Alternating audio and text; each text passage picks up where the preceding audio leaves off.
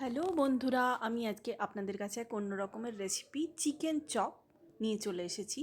তার জন্য লাগছে চিকেন কিমা, পেঁয়াজ কুচি, আদা কুচি, কাঁচা লঙ্কা কুচি, ধনেপাতা কুচি, গোটা গরম মশলা, দারচিনি, এলাচ, লবঙ্গ, এগুলো গুঁড়ো করে নিতে হবে।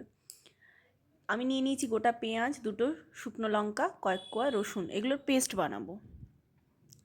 চিকেন কিমার জন্য আমি কড়াইতে সরষের তেল গরম করতে দিয়ে দিলাম।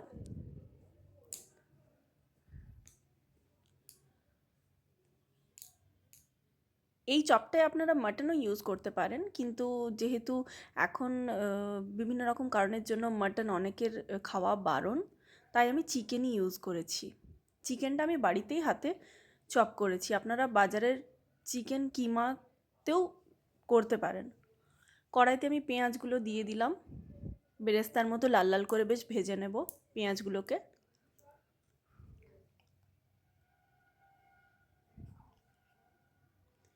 আপনারা বাড়িতে একবার ট্রাই করে দেখবেন, খেতে অপূর্ব হয়। এটা মা ঠাকুমাদের আমলের রেসিপি, এখনকার নয়। আমি এই চপটা আমার মায়ের কাছ থেকেই শিখেছি। পেঁয়াজগুলো আমি তেল ঝরতে দিয়ে দিলাম।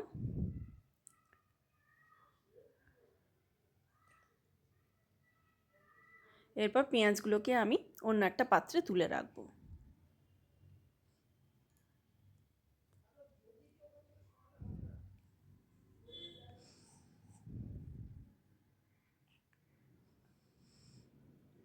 এরপর গ্যাস অফ করে কড়াইয়ে যে তেলটা ছিল সেই তেলের মধ্যেই চিকেন কিমাটা দিয়ে দেব। আপনারা চাইলে আরও তেল অ্যাড করতে পারেন। যদি আপনাদের কিমা বেশি পরিমাণে থাকে তাহলে অবশ্যই তেল অ্যাড করতে হবে। যতটা কিমা ঠিক সেরকম পরিমাণেই তেল দেবেন। খুব বেশি তেল হলেও কিন্তু রেসিপিটা খুব একটা ভালো হবে না। চিকেন কিমাটা দিয়ে দেওয়ার পরে আমি যে গোটা পেঁয়াজ, রসুন, শুকনো লঙ্কার পেস্ট বানিয়েছিলাম সেই পেস্ট অ্যাড করে দেব।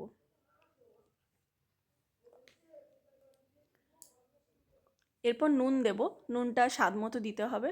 নুন চিনির পরিমাণটা যেন ঠিকঠাক হয় সেটা আমাদের লক্ষ্য রাখতে হবে। মাংসের চপে নুন চিনির পরিমাণ যদি ঠিকঠাক হয় তাহলে চপটা খেতে বেশি টেস্টি হবে। এরপরে আমি বেসন অ্যাড করব।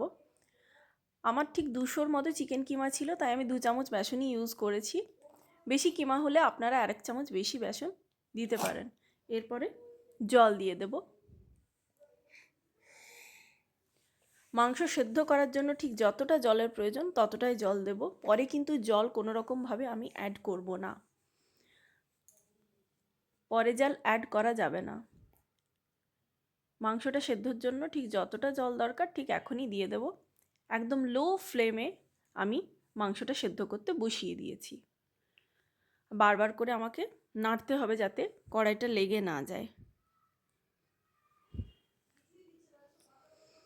আপনারা দেখতে পাচ্ছেন আমার ঠিক অনেকটাই মাংসটা সেদ্ধ হয়ে এসেছে। এরপর জলটা পুরোটা যতক্ষণ না টেনে নেয় আমি ততক্ষণ এমনিভাবে নাড়তে থাকবো।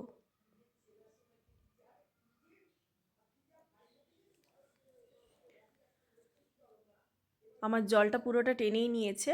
এবার আমি একটু নাড়াচাড়া করে সেটা নামিয়ে দেব, গ্যাসটা বন্ধ করে দেবো আর কি।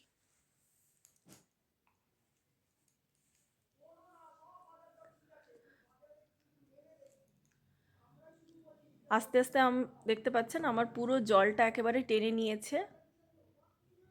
এরপর আমি গ্যাসটা বন্ধ করে দেব, আর আমি যে গরম মশলাটা বেটে রেখেছি সেটা দিয়ে দেব। গরম মশলাতে জল যেন না থাকে, জল দেওয়া কিন্তু চলবে না। জল দিলে পুরটা ঠিক হবে না। গরম মশলাটা দিয়ে দিলাম। এবারে কেটে রাখা আদা কুচিগুলো আমি দিয়ে দেব।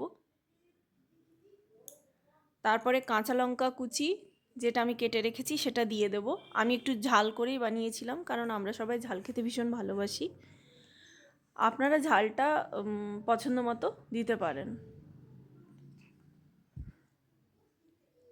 এরপরে বেরেস্তায় যেটা আমি তুলে রেখেছিলাম সে বেরেস্তাটা অ্যাড করব।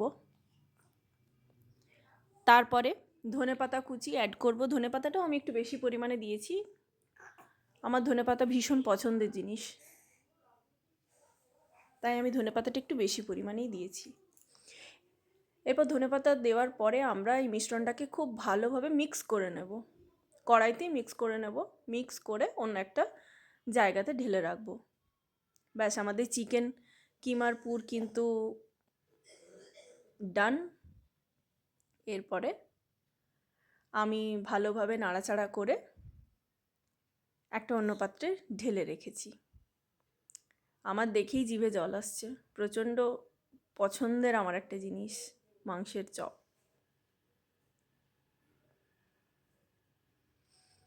এরপরে আমি চপের জন্য ব্যাটার রেডি করব।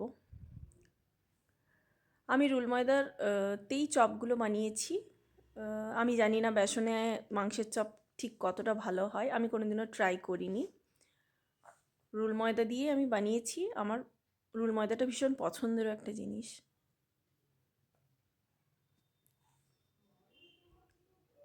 রুল ময়দা দিলাম, ঠিক পরিমাণ মতো রুল ময়দাই আমি দিয়েছিলাম। আমার রুল ময়দা একটুও নষ্ট হয়নি আর কি, পুরো রুল ময়দাটাই চপের পুরে ইউজ হয়ে গেছে।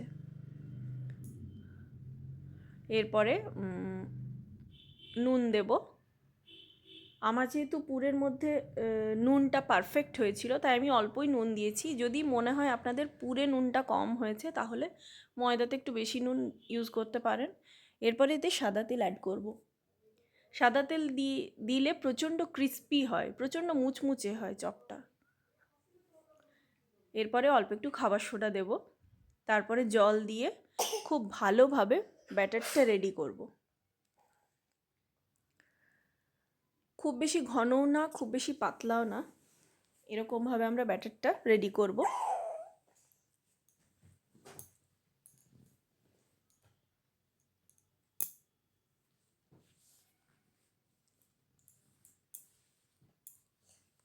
আপনারা দেখতে পাচ্ছেন আমার ব্যাটার রেডি হয়ে গেছে।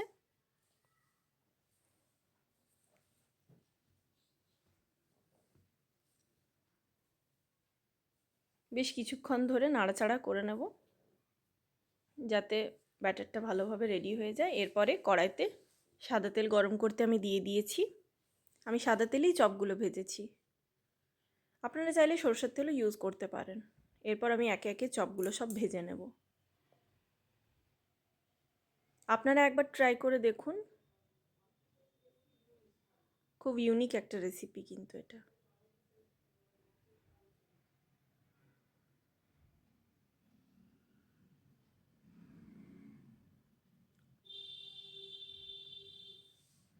কমেন্টে জানাবেন কিন্তু আপনারা সবাই যে কেমন লেগেছে রেসিপিটা।